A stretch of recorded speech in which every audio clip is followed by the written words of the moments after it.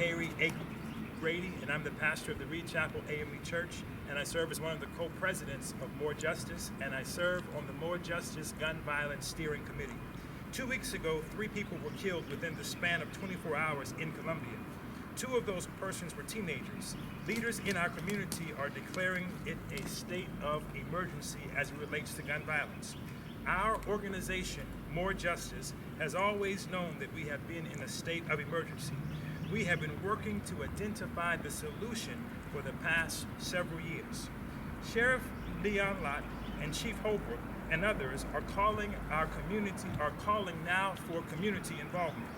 This is after they refused to attend our Nehemiah action, where there were over 1,000 faith community leaders present on Monday, April 26th. More Justice is a faith-based community organizing organization that organizes congregations around community problems and injustices. We are made up of 35 congregations that are diverse racially, socioeconomically, and geographically. These calls for community engagement and involvement are empty when they call only for community involvement on their terms. In previous meetings and at our Nehemiah action, we presented a solution to gun violence. We cannot take time to lobby on the state level when we have so much work to do locally. We also cannot implement more band-aid solutions to gun violence. We need an action step that will get directly to the root problems because people are continually dying. The time for conversations and meetings and raising awareness is over. More Justice has conducted over 40 research visits and meetings since the fall of 2019 to better understand gun violence, to better understand the gun violence problem and the local evidence and to find a local evidence-based solution. We know that the first step towards any effective gun violence strategy, one that acts quickly and drastically, that will drastically reduce gun violence in our community, the main thing we need is we really need a problem analysis from outside experts. We are calling for the City of Columbia to contract with the National Network of Safe Communities to conduct a problem analysis. This will give a comprehensive understanding of the problem of gun violence, what is working, and what needs to be improved upon. We have met with Sheriff Lott. We've also met with Chief Holbrook on numerous occasions the past few years. It is because of our work at More Justice that the police department and the sheriff's department are being trained in the 40-credit-hour crisis intervention training program. They asked us to come around the table to talk about gun violence. We did our research, and now they are rejecting our findings. What we have found is the best thing that we can do now is to have a problem analysis for the gun violence problem in Columbia. We cannot keep on with band-aid solutions until experts from the outside come in with a proven track record of reducing gun violence in cities all across the country. That's the only way we can find a solution. And so again, we are calling on our community leaders to stand with us. A problem analysis will benefit all of us because we will all know how to be involved in the solution to this problem that is really just tearing our community apart. Are there any questions? So Sheriff Lott and Chief Holbrook have both obviously been outspoken on gun violence. They have taken demonstrative steps, whether it be shot spotter technology, the 40 credit hours, or seizing more guns. I guess why, it's somewhat confrontational, I'm calling them out a little bit. Why do that in a way? Well, we don't view it as confrontational. We really just wanted to have the same conversations that we've had with them publicly, so we can all just be transparent. And we want to go back to the point about the crisis intervention training. 3 years ago now, when we first brought crisis intervention training to them, to be completely honest, it was met with resistance. But after 2 years of just really being pestered and continuing to call and send letters, finally they agreed to it. Chief Holbrook eventually has had more persons trained in his department. The sheriff actually went and created his own program. He started with a 4-credit hour crisis intervention training program that his department created, but it was not the 40-credit hour certified training sponsored by NAMA, which is what will prove to change and transform police departments.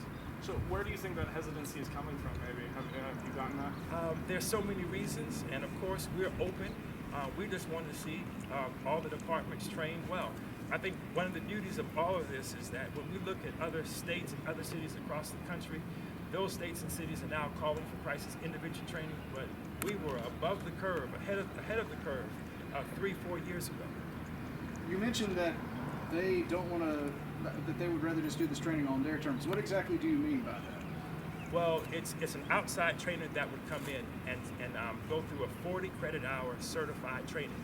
Again, the chief of police has had several. He's had a couple of hundred officers. He's had 100+ officers trained in his department. But what we're really talking about today as well is the problem analysis. One of the things that we wanted to talk about as well was gun violence intervention. And when we brought gun violence intervention to the forefront and talked to them, they all said, well, we're doing so many of those things. Well, if you are doing gun violence intervention, the reality is it's proven that if that program is implemented with fidelity, that you will see a 50% reduction in gun violence in your community. Well, obviously, we haven't seen the 50% reduction. So then the next ask is to have a problem analysis that will be conducted by the National Network for Safe Communities, the John Jay College of Criminal Justice. That they will come in and basically look at the department and look at the gun violence. And with that problem analysis, they'll be able to say, okay, you're doing this right, you possibly could do this better, and maybe you're doing this wrong. But what's happening now is that we have so many organizations that are saying, yes, let's do something about gun violence, but unless we have a problem analysis, everyone's kind of shooting in the wind. A problem analysis is the best way to understand what is happening in the world. To build off that question, you say community involvement in your own on your own terms. They want community involvement basically the way they see it. Can you elaborate as to what exactly you mean by that? So we are an organization that's built on listening, research and analysis, and then best practices. And so just being open to hearing what a community group of 35 congregations that's very diverse has to say about the problem that's really affecting us, because clergy, we're the ones that are doing the funerals and counseling the families. So do you feel unheard? I think we're just getting one side of the story.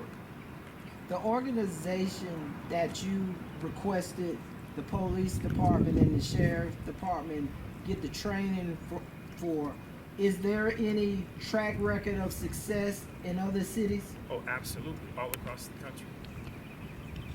So I know you said with the gun violence initiative that there's a proven it's 50% reduction. So then what aren't they doing that you can see right now before this problem analysis would even occur if it did? So great. Well, see, we don't know that because they tell us that they are doing all the things the gun violence intervention says to do. And so then our response was, well, if that is the case, possibly something's not going right. And then it's not about not good leadership. It's just about, okay, let's sit down and get a problem analysis from the experts outside of the local community and see if they can pinpoint what's happening. So the gun violence in Richland County and Columbia is outpacing last year through mid-May. I'm curious, is this something that I guess has impacted your community or your coalition's community? And if so, I guess, what are you seeing on the ground? Because clearly there was a breaking point for you here where you felt like you needed to call this press conference. Can you speak to that a little bit? Well, I think absolutely. Our coalition of churches is a broad community group of diverse congregations, but we know that there are particular zip codes and areas that are hot spots for gun violence. One of them is where we're standing right now. There was just some shootings right down the street recently, and on April 7th to be exact. So, as a leader in this community, when you see things like that, and it's not just April 7th, it's clearly a trend,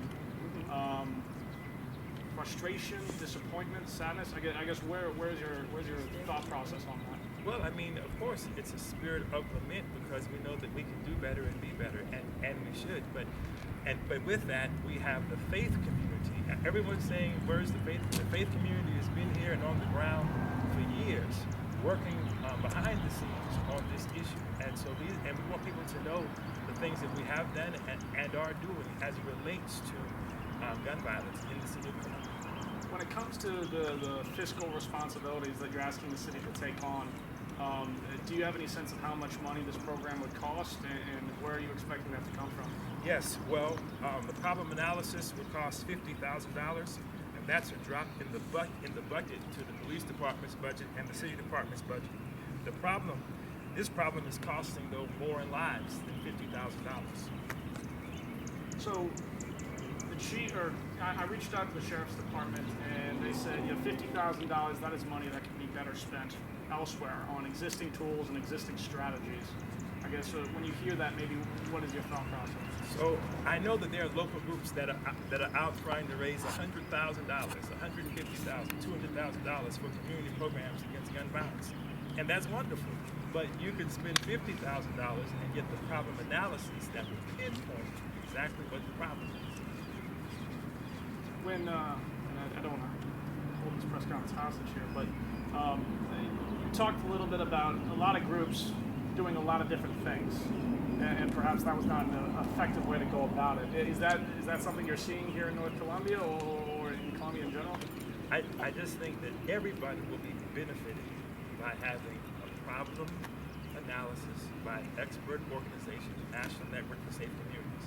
So all the groups that are concerned and care about the community, once the problem analysis comes back, everyone will know how to better serve.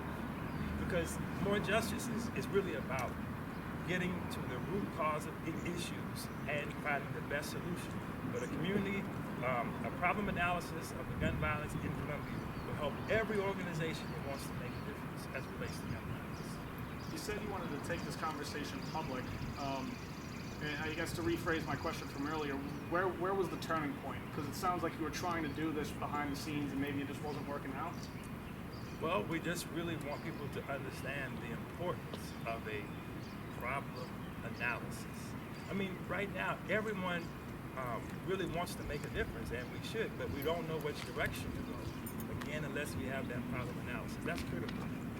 Could you tell me a little bit more about More Justice? Specifically, how many congregations are involved in their makeup? Yes, we have 35 congregations in the Midlands and in Lexington County, okay? But majority Midlands. It's interfaith, so it's the Jewish community, the Hebrew community, and other communities. There are 35 congregations, and we begin in something called the Justice Cycle, where we listen to the needs and the cries and laments of our members who are part of the organization. And that's where we're able to find out what issues to organize around for the year. So if, for instance, the city council at its next meeting decided to cut a $50,000 check to get this done, I guess what would the timeline be, and maybe what would some of the results look like? Well, our original ask back on April 26th was within 14 days of the April 26th meeting. And we really would like to stick around that time limit, but it would be between the persons, between whatever department is going to be paying for it, and the National Network for Safe Communities directly. So we're not sure how long this review would take necessarily. If the city paid for it, would it be like 2-month review, 3-month review? I think it's about 60 days. Am I correct? I think it's 60 days. 3 to 5 days. Okay, 3 to 5 days. 3 to 5 days to assess the entire gun violence problem in Columbia? Well, I'm going back to the original ask on the 14th. We were asking within 14 days for them to make the appointment. There was another time period, but yeah, they would come in and assess. And it might take longer, and it might take longer than that. I was going to say, would 5 days be enough? Well, I'm not an expert in that area, but they would come in and they would come in and say, hey, we found some things. It may take a little longer. And given that, I know, albeit with what you said, you had to be persistent about it, but you guys have actually been able to have some kind of impact, some kind of change with police and with law enforcement. Right. But now you're here and you're calling for this in this manner. what do you see as the probability that that's actually going to happen, especially given what he said when he actually contacted the sheriff's department and they kind of already shot that down? Well, at least we would like the community to know that if you're going to solve gun violence, that there needs to be some sort of systematic understanding of the issues and the problem, instead of everyone just kind of saying, I'm going to do this, I'm going to do that, I'm going to do this, I'm going to do that. Let's find out where the breakdown actually is. And you said you, as a member of the clergy, you're going to get the guys, the ones who have to actually do these funerals, these services. Absolutely. Why do you think? Because people from the community are the ones who attend those services. Right. Why is this still a problem where you're saying where you actually would need an outside group to come in and see what's going on in the community in terms of that with policing and see if that could actually solve the problem? Well, I think it's obvious that what we're doing now isn't working. How do you mean by that, sir? Well, the numbers are going up, and to be honest, the numbers were going up before COVID, 2019. Spring 2019, summer 2019. There was a lot going